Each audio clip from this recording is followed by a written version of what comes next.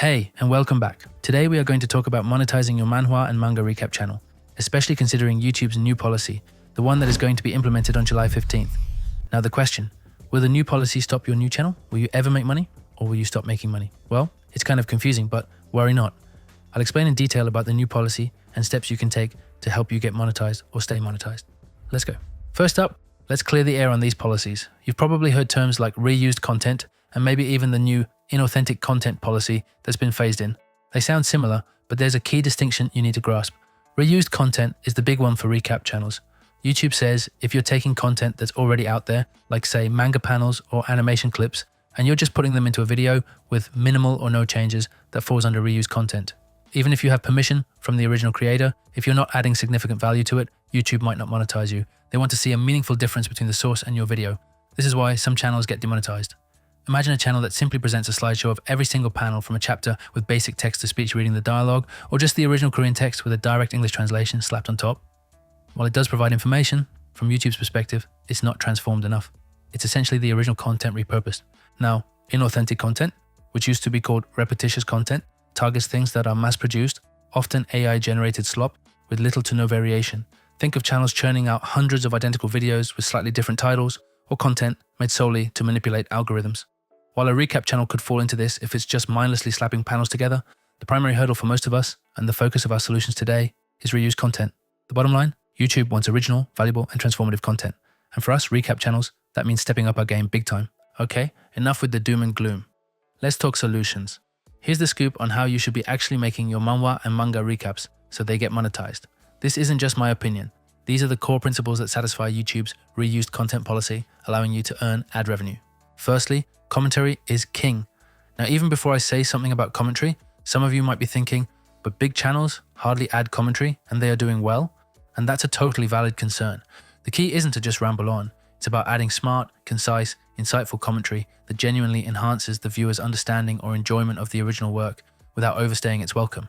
This is what YouTube means by significant original commentary. It's showing your unique perspective and analysis, which is what distinguishes your video from simply re-uploading content. Focus on why and how. You could emphasize a certain character, you could talk about the power structure, among other things. Now, I'm not saying do this every time, but do it often, like after a couple of chapters. It's the difference between a textbook recap and a passionate, analytical discussion. For example, your commentary is what's going to set you apart from hundreds of channels making the recap on a single manhwa.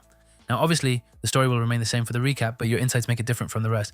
Even if you prefer lighter commentary, visual transformation is an equally powerful way to get monetized. This is where your directorial eye comes in, showing YouTube you're not just a re-uploader, you're a creator. Instead of showing every single panel, choose the most impactful ones. Zoom in on a character's intense facial expression, pan across a crucial action sequence, or highlight a specific action with a glowing effect. This shows you're curating and directing attention. Also, leverage motion graphics and overlays. You should be adding sound effects, ambient noise. There are a lot of things you could be doing, so just for this part, I'll upload a video later showing different effects you should be adding. Lastly, let's talk a bit about AI voices. Now, looking at YouTube's new policy, I can certainly say they want to prioritize originality, human effort, and genuine value, actively discouraging AI slop or mass-produced low-effort content. While AI voiceovers aren't outright banned, if your video solely relies on an AI voice reading a generic script over unedited visuals, it's at high risk of demonetization due to a lack of significant human presence or transformative value. You have a couple of great options here that totally align with what YouTube wants. First, my favorite tip, the ElevenLabs clone feature. This amazing tool can copy your own voice with incredible realism. You get professional sound, and it's your voice with your feelings. This is fantastic for personalizing your channel, especially if you want your audience to connect directly with you as the creator. It perfectly shows YouTube your unique contribution and intent to make original content.